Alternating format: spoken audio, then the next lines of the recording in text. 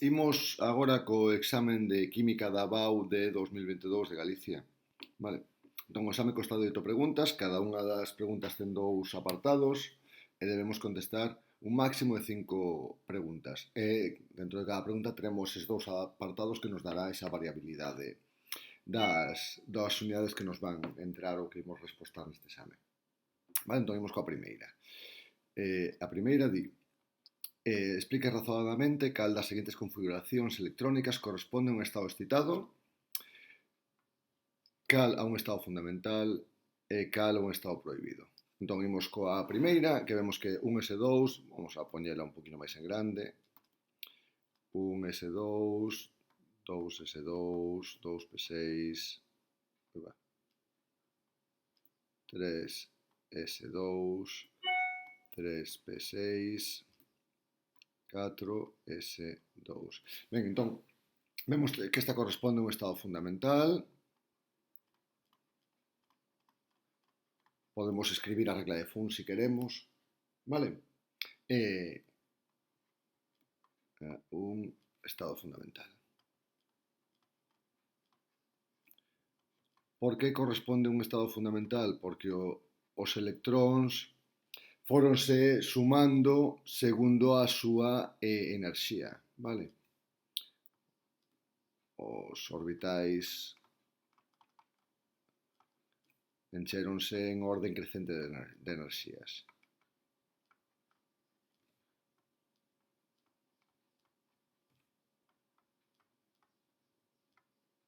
Crecente de enerxía. Ben, entón simplemente sería con esta resposta. Vimos co II, que a configuración que nos dan é un S2, 2 S3, 2 P6, 3 S2. Vale, entón, o problema que temos é que nun orbital 2S, nun orbital tipo S, temos 3 electróns, o cal incumple o principio de exclusión de Pauli.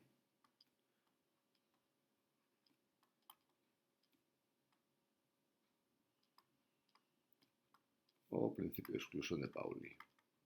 Que quería decir ese principio de exclusión de Pauli? Pois di que os electróns, vamos a escribir aquí, acabamos de escribilo, Pauli. Ben, unha vez se van enchendo os diferentes orbitais, chegamos a un orbital, neste caso o segundo, no que hai dous electróns que teñen que ter os mesmos números cuánticos, vale? Entón teríamos dous electróns cos mesmos números cuánticos. 4 números cuánticos. O cal é imposible. Ben, imos co último, que un S2, 2 S2, 2 P6, 3 P1. Entón, o último é un S2, 2 S2, escribo 2 ben, 3 P6, atado aquí, perdón, 2 P6, non 3 P6, senón xa estaría mal. 2 P6. E o seguinte temos 3 P1. Ben, co cal, vemos que saltou o orbital, non hai electróns no orbital 2S, vale? Non hai electróns en 2S, polo tanto, saltaron a un estado excitado. Este será o estado excitado.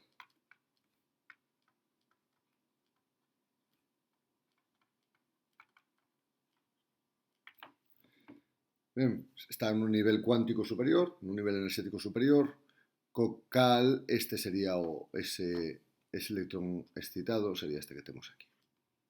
Ben, imos coa segunda parte, que nos fala do seguinte.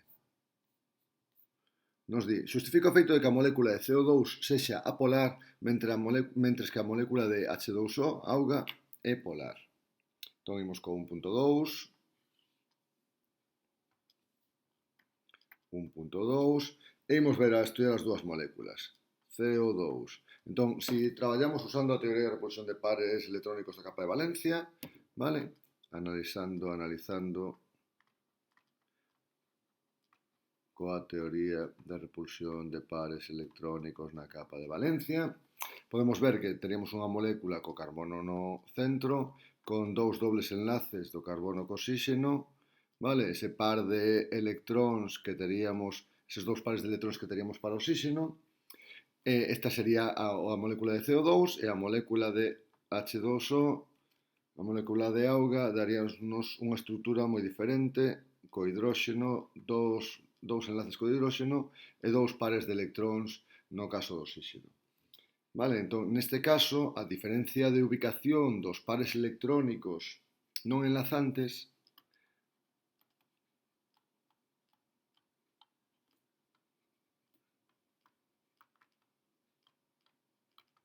dos pares electrónicos non enlazantes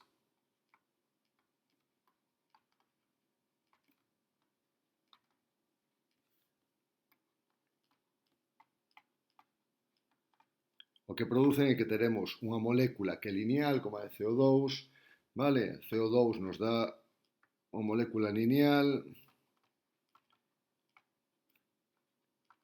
e con esa simetría, vale? E, sin embargo, en embargantes o H2O sería unha molécula, poderíamos falar de tetraédrica, non? H2O desde unha estrutura tetraédrica.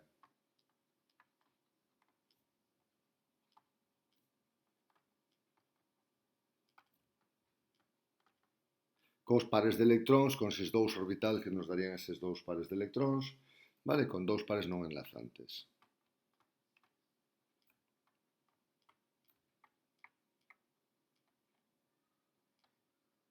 Que é o que nos produce iso? Iso que é, bueno, pois unha lineal e outra tetraédrica, entón a suma dos momentos polares nunha que o CO2, os momentos dipolares do CO2 anúlanse, sin embargantes, no caso da auga, eses momentos dipolares dos de hidróxeno e oxígeno non se anulan, senón que se suman. Non? Entón, en CO2 anúlanse os momentos dipolares,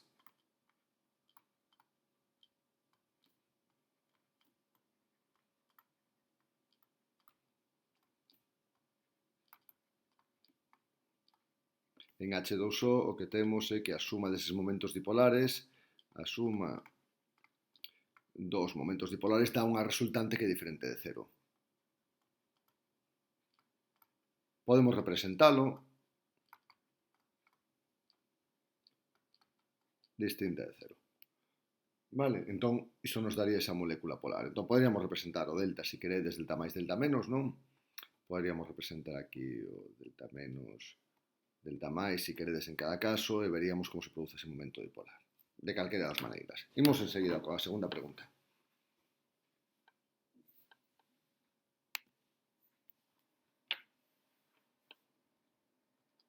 Vale, esta segunda pregunta dinos que expliquemos, na primeira parte, explique razonadamente por que a unha atmósfera de presión e 25 grados Celsius de temperatura o H2S é un gas e o H2O é un líquido. Vale, entón, podemos partir da explicación anterior. Podemos partir da explicación anterior na que temos esta sería unha das moléculas e esta sería a outra. Co cal, en principio, teríamos unha estrutura similar, non? Entón, son sustancias moleculares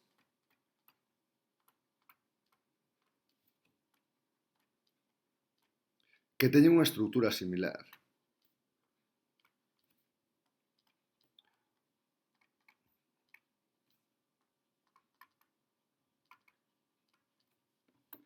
Co cal, neste caso, pois teríamos un momento polar tanto nun como no outro, como vimos na pregunta anterior. Que é o que sucede? Bueno, pois que non sabemos que a electronegatividade medra para a dereita e para arriba, non? A electronegatividade...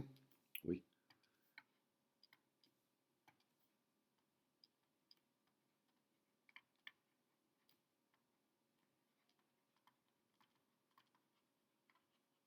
medra na tabla periódica,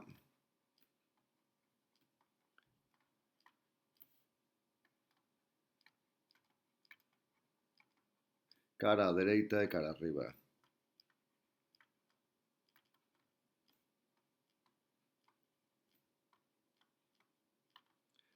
Sendo, claro, os máis electronegativos, non? Serían oxígeno, flúor e nitróxeno, non? Os elementos máis electronegativos.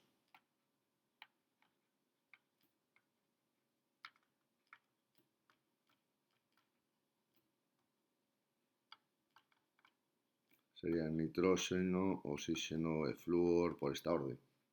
Vale. Que xunto co hidróxeno van nos dar esa posibilidade de crear pontes de hidróxeno. Entón, poden producir o que denominamos enlaces de hidróxeno.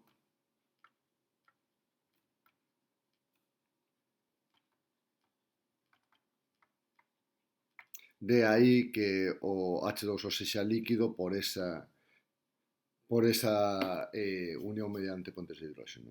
De aí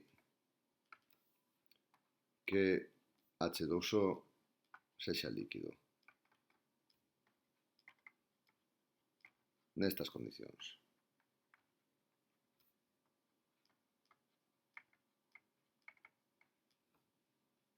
Ben, imos agora co segundo apartado.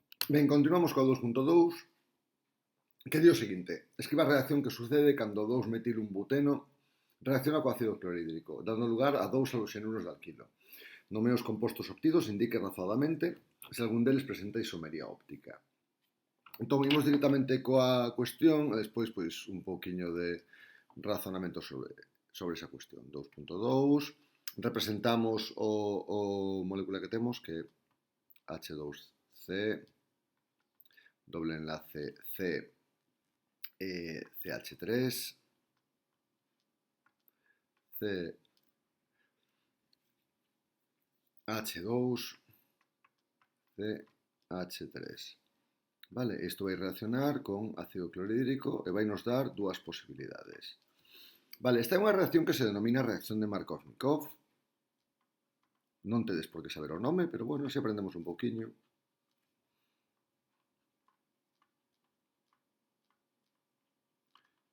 O mecanismo de reacción, pois, se seguides un curso de química orgánica xa estudiaredes. Entón, en realidade, o H+, o ion hidróxeno, o ion hidronio, vaise ir o carbono que estea menos sustituído. Polo tanto, non se darán realmente os dous haloxenuros. Ben, só en circunstancias ou especiais que nos podemos condicionar conseguiremos eso. Entón, as dúas posibilidades que vos piden aquí serían as seguintes. Unha delas sería manter o enlace doble romperíase, teríamos enlace con carbono, enlace simple con CH3, e aquí teríamos o ion cloro que se xuntaría con este segundo carbono, teríamos CH2, CH3. Ben, este sería o 2 cloro, 2 metil butano.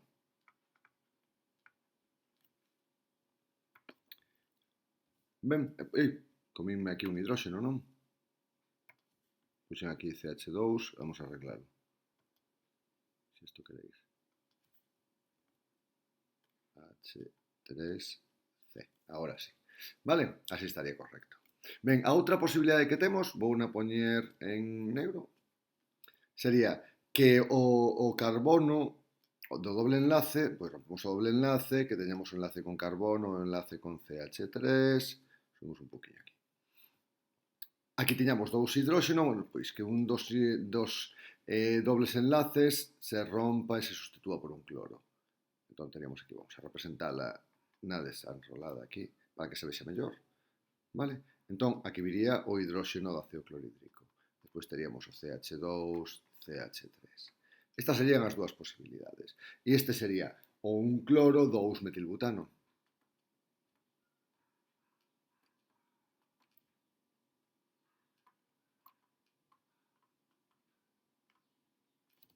Ben, e despois nos preguntan se algún destes vai ser imos ter un carbono asimétrico, por lo tanto un centro quiral, se vai a ter isomería óptica, non? Entón, o que temos que ver é se algún dos átomos de carbono ten os 4 sustituintes diferentes. Se algún dos átomos de carbono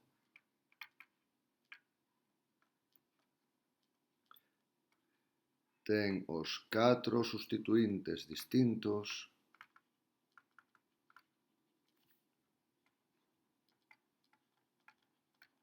aquí teremos un carbono asimétrico e, polo tanto, será un centro quiral.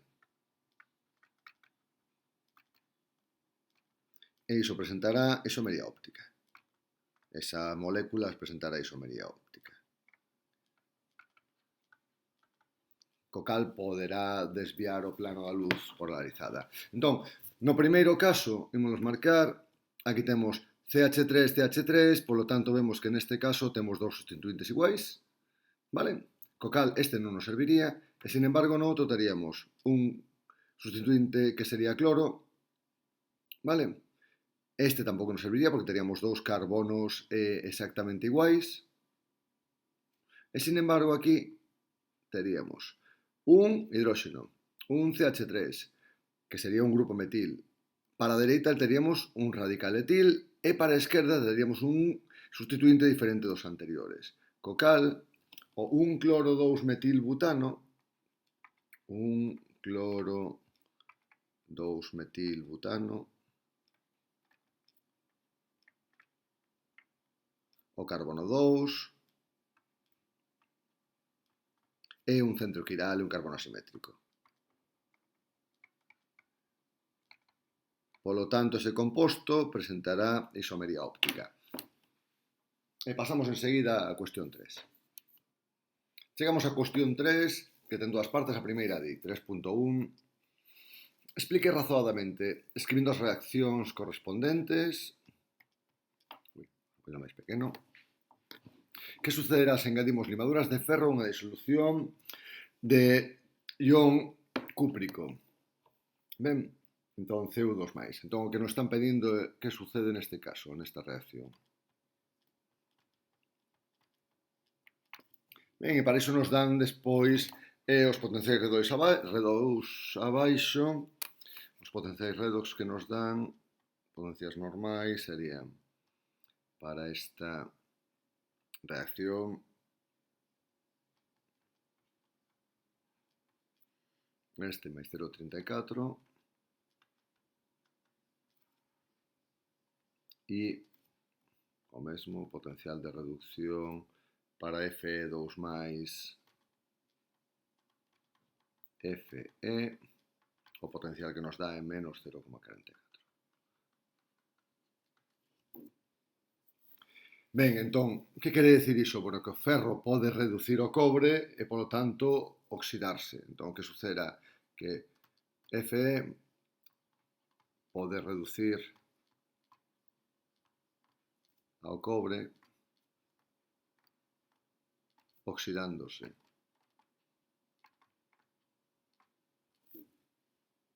E isto por qué? Porque os potenciais redox. Entón, teríamos que o potencial redox de ferro que pasa Fe2 máis 2 electróns, vale, este potencial temoslo aquí, temos o de reducción, entón o potencial de oxidación sería 0,44 volts. E que sucedería co cobre? Pois o cobre neste caso reduciríase, vale? Entón o potencial no cobre teríamos Cu2 máis eses 2 electróns que nos vai dar cobre no estado fundamental e aquí temos o potencial de reducción 0,34 volts. Ben, entón, que o que teríamos como reacción global ou reacción total? Teríamos ferro máis cobre 2 máis para darnos ferro 2 máis cobre e o potencial normal estándar sería 0,78 volts, que é maior que cero. Ben, con isto sería suficiente. Poderíamos valorar tamén que a enerxía, a variación de enerxía libre de Gibbs menos o número de mol, vale? Pola constante de Faraday, por ese potencial, neste caso condicións normais, sendo n o número de moles, sendo f a constante de Faraday, e E o sería o potencial electroquímico que temos aquí. En este caso, a enerxía libre de Gibbs será menor que cero, co tal ese proceso é espontáneo.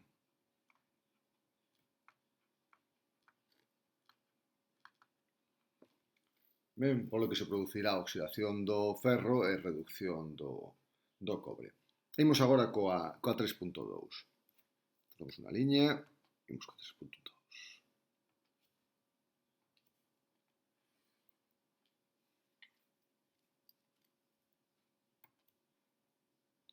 Ben, a 3.2 dinos. A ecuación da velocidade da seguinte reacción, monóxido de nitróxeno máis hidróxeno para dar nitróxeno e auga, ven dada pola seguinte expresión.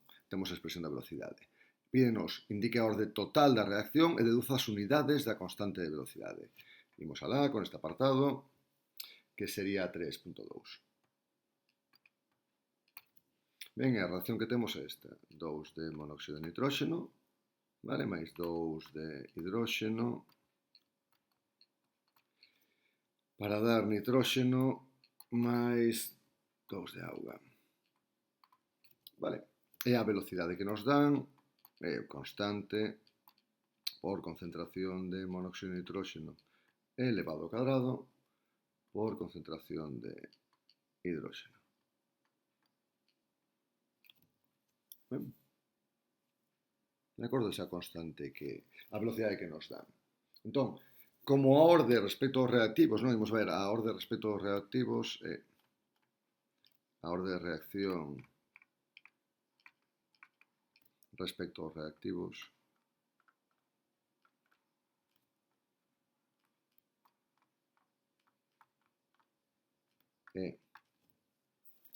é 2 para NO e 1 para o hidróxeno, para H2. Entón teremos que a orde total é 3.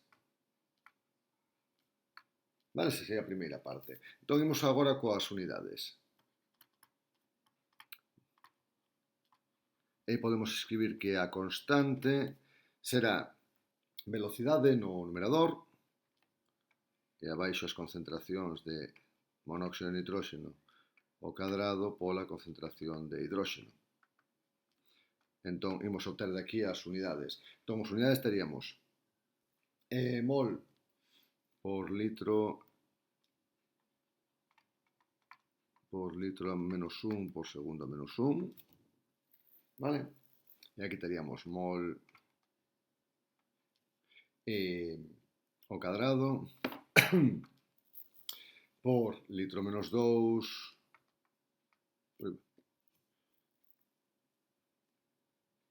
por mol por litro menos 1.